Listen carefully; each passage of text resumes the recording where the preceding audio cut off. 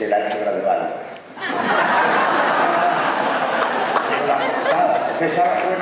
Pesaba 2 kilos y cuarto, tengo 3 vértebras destruidas gracias a él.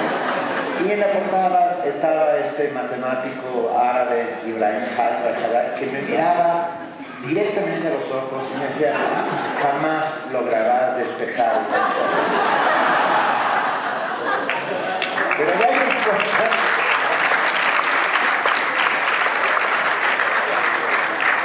Pero oyendo lo que dicen, y de repente me quedé pensando en un término que a lo mejor lo estamos en este momento inventando, es el libro innacible.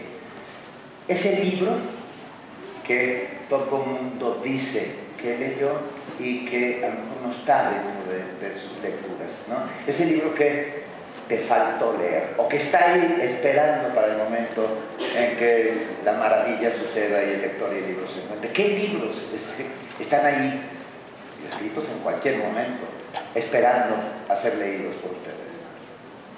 Eso porque, hablando del horror de la escuela, yo tuve profesores de literatura, no diré todos, porque así tengo la posibilidad siempre de salvar a alguno y cuando me la encuentre decirle que él es el bueno, pero casi todos muy malos.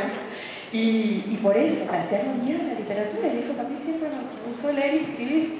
Entonces recuerdo cuando habíamos dado la Ilíada, nos habían elegido unos cantos, pero para llegar a los cantos estuvimos un mes estudiando, pero historia, técnica, Homero que sí, Homero que no, etcétera, etcétera.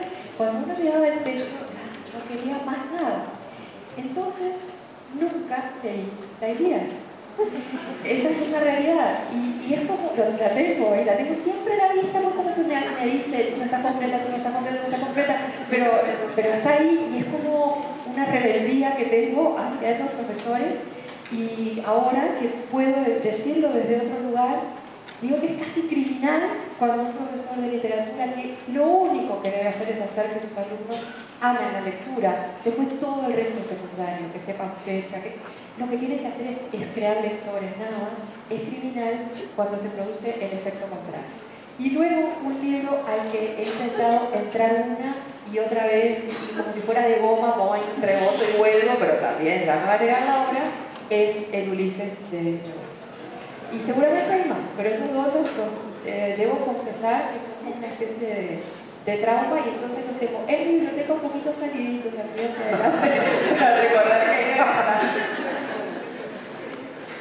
Bueno, además de los libros inaccesibles están los libros a los que llegas por una vía indirecta. Es verdad, como decías, que no solamente los libros no nos llegan solo como lecturas, sino como otras cosas.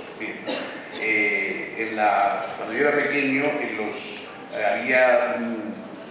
teníamos televisión, por supuesto, y entonces la mayoría de las historias nos llegaban a través de la radio, ¿no? Teníamos un equipo muy bueno en España de radio que representaba radiofónicamente piezas literarias famosas.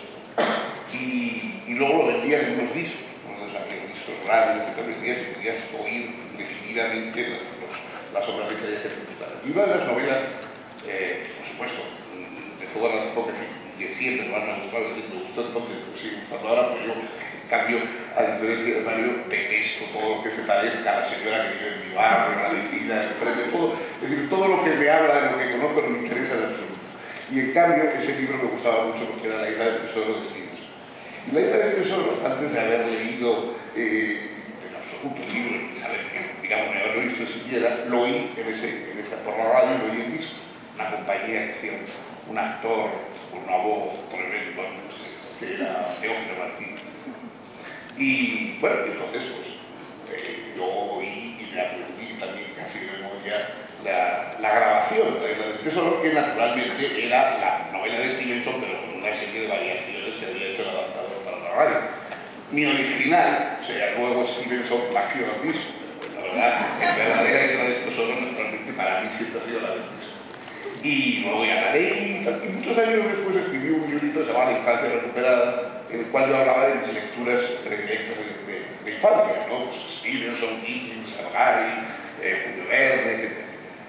Y ahí cada uno de esos capítulos se iniciaba con una cita tomada de la obra, Y en el capítulo que dediqué a la Isla del Tesoro, que va un tesoro de la antigüedad, la cita inicial decía: mis ojos juveniles se extasiaron en el mar infinito. Y mi traductora al inglés, una profesora americana, me escribió: mire, he leído 2 veces la Isla del Tesoro y no encuentro dónde está, en qué capítulo está esa frase que dice. Claro, esa frase no estaba en la novela de Stevenson. Era la frase que cerraba la primera cara del disco. Cuando la española sale del disco y va a comenzar la aventura, que es la que transcurre en la segunda cara cuando llega a la isla y tal, la primera cara acababa con: se oían los ruidos del mar, las gaviotas, etc. Y la voz del protagonista decía: mis ojos juveniles se extasiaron en el mar infinito.